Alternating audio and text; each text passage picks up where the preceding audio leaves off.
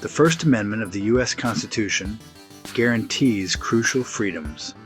These include freedom of speech, religion, and the press. In recent years, a trend called First Amendment auditing has emerged. Individuals, often self-proclaimed auditors, film in public spaces. They record interactions with government employees and police officers. Their goal? To test the boundaries of their First Amendment rights and expose potential violations. This practice, however, raises complex legal and ethical questions. It often leads to confrontations and misunderstandings. First Amendment audits expose a fundamental tension. On one side is the public's right to document and critique those in power. On the other side are concerns about privacy, security, and potential harassment. These audits have gained traction in the digital age. Videos of these encounters often go viral online. They spark debates about the limits of free speech and law enforcement authority. Understanding the motivations of auditors is crucial. Some are driven by a genuine desire to hold authorities accountable. Others seek social media fame or provoke reactions. The East Lansing incident in August 2024 exemplifies the complexities of First Amendment audits. Joseph Hill, a known First Amendment auditor, was filming outside a restaurant.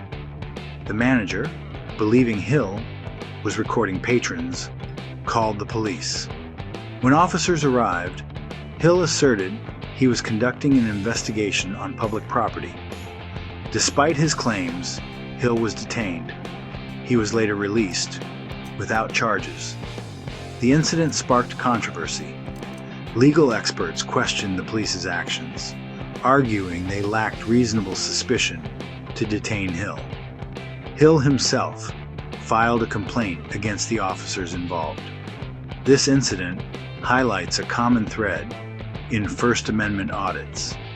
Auditors often film in public areas where people have an expectation of privacy.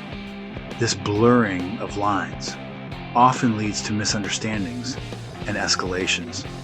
The East Lansing case underscores the need for clear guidelines and training for both law enforcement and the public.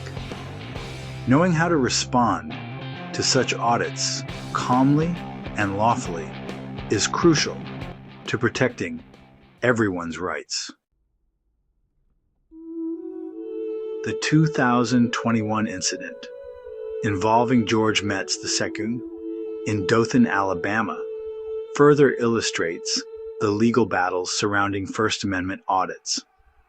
Metz was filming inside the Department of Human Resources lobby when security asked him to stop. He refused, leading to a confrontation and his subsequent detention by the police. Metz sued, alleging his First Amendment rights were violated. Initially, a district court ruled in his favor. However, the case took a turn. The 11th Circuit Court of Appeals overturned the lower court's decision.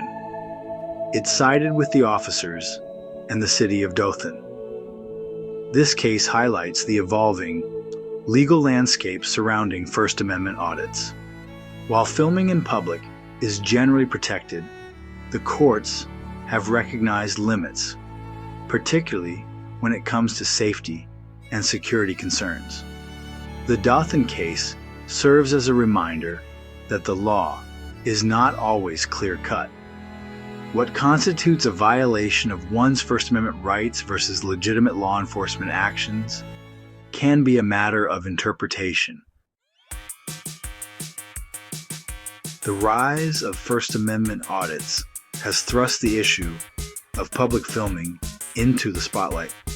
It has forced a reconsideration of the balance between individual rights and public order. While the First Amendment protects the right to record in public spaces, there are exceptions. For example, filming inside government buildings or on private property can be restricted.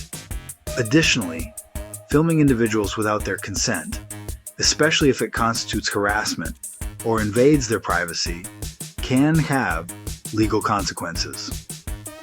The key takeaway is that both auditors and those interacting with them must be aware of the law.